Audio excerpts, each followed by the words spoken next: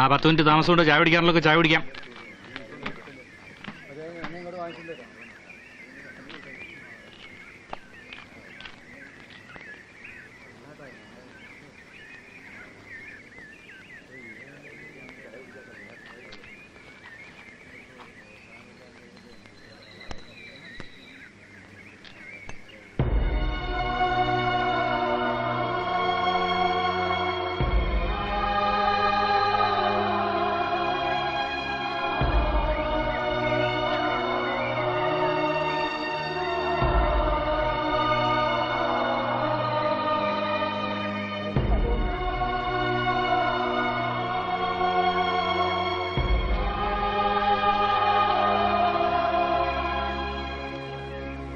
Ticket എവിടെയാ? ഒരു പനമരം.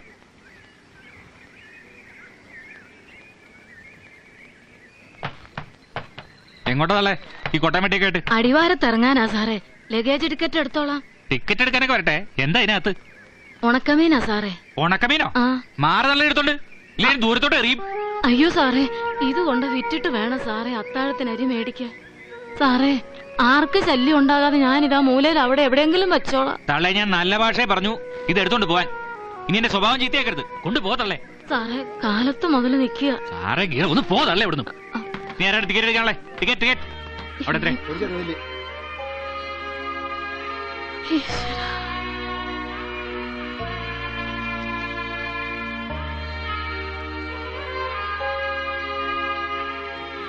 ഇവിടുന്ന് കയറി ഇനി ആരാ ടിക്കറ്റ് എടുക്കാനുള്ളത്? ടിക്കറ്റ് അമ്മച്ചി ബസ്സിലോട്ട് കയറിയട്ടെ.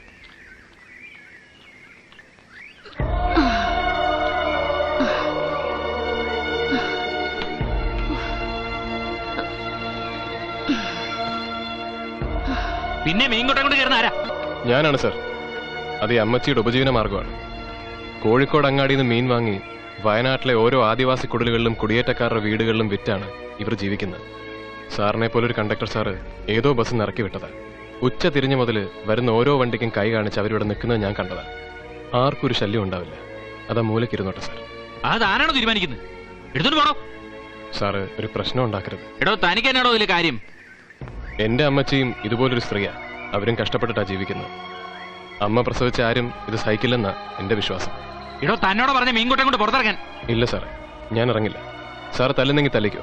പോലീസിനെ വിളിക്കണമെങ്കിൽ അങ്ങനെയാകാം. പക്ഷേ അമ്മച്ചി ഇല്ലാതെ ഈ ബസ് ഇവിടുന്ന് എങ്ങോട്ടും പോവില്ല.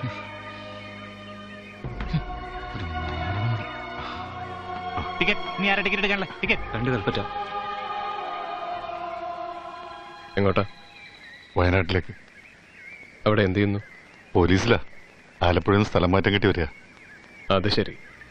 ഒരു പാവം സ്ത്രീയെ സർക്കാർ വക ബസ്സിൽ നിന്ന് ഇറക്കി വിടുന്നത് കണ്ട് രസിക്കുന്നവരുടെ കൂട്ടത്തിൽ ഒരു പോലീസുകാരനും ഉണ്ടായിരുന്നു അല്ലേ? രേഖാമൂലമുള്ള പരാതി കിട്ടാത്തതുകൊണ്ട് ഒന്നും ചെയ്യാൻ കഴിയില്ലല്ലോ. സാറിനെ കുറ്റം പറഞ്ഞിട്ട് കാര്യമില്ല. നിയമം നിയമത്തിന്റെ വഴിക്കല്ലേ പോകൂ. സാധു മനുഷ്യരുടെ വഴിക്ക് പോകില്ലല്ലോ. ഇനി ആരും കയറാനില്ലല്ലോ.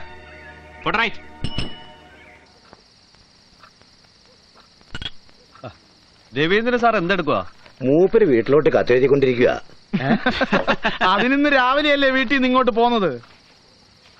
ഇവിടെ എത്തി സുഖമാണെന്ന് അറിയിക്കണമല്ലോ. അതിനാണ് ഇത്രയും നേരം. സാറിന്റെ കല്യാണം കഴിച്ചിട്ട് എത്ര നാളായി?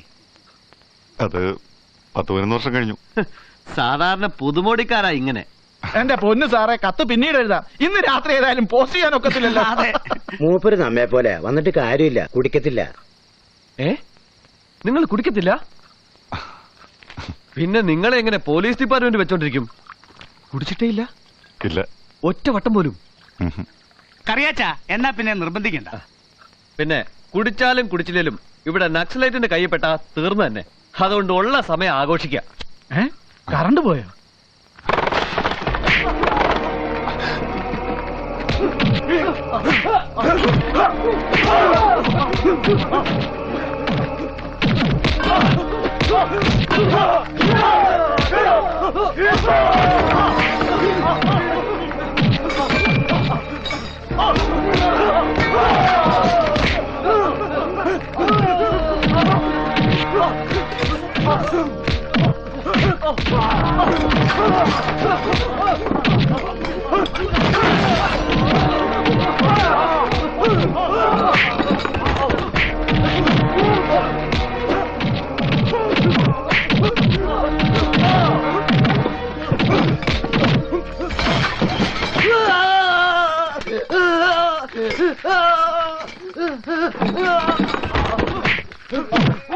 വാസു സുഗുണ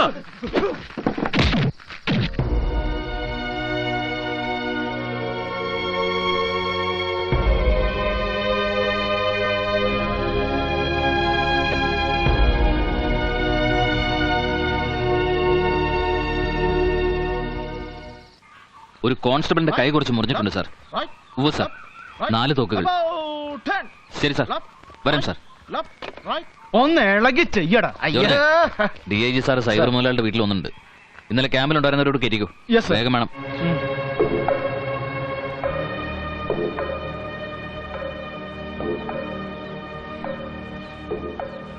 എന്നാലും ഭയങ്കരമായി പോയി സാറേ.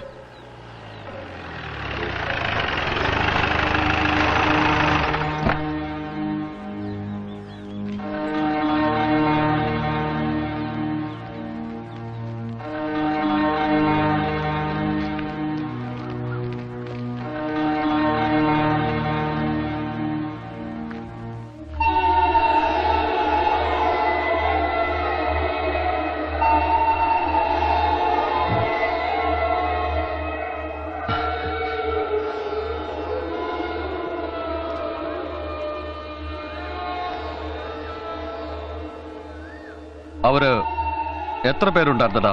അവരൊരു 10-15 പേരുണ്ടാവുന്ന പറഞ്ഞത് അല്ലേ? നീ ക്യാമ്പിലില്ലായിരുന്നു?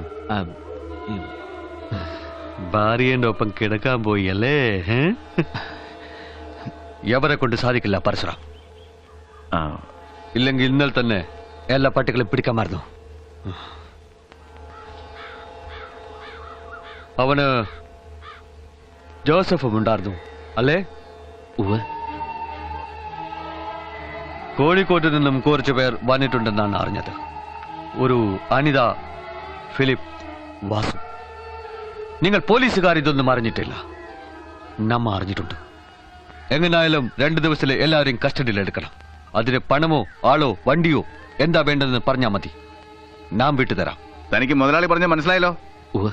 Yes sir. ദാസപ്പ, ഊട്ട് കൂടെ ഇവർക്ക്. വയ്ക്കോ.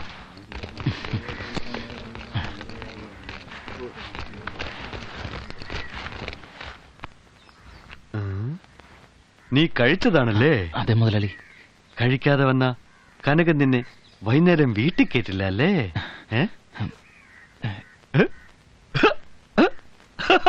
മുട്ടാൾ.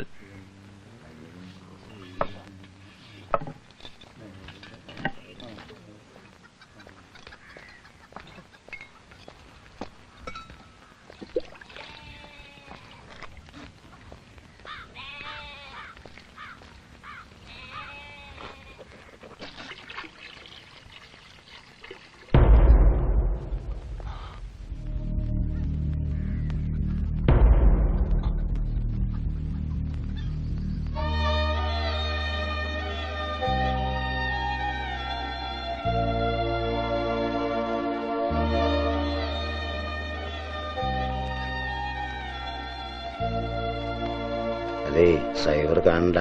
അതൊക്കെ സൈബറുടെ ആൾക്കാരാ. നമ്മുടെ SP IG വരുമ്പോ ഇതുങ്ങളെ കൊണ്ടാ സൽക്കരിക്കുന്നത്. സൈബറിന്റെ ഒരു ഭാഗ്യം നമ്മുടെ സാറുമാരുടെയും.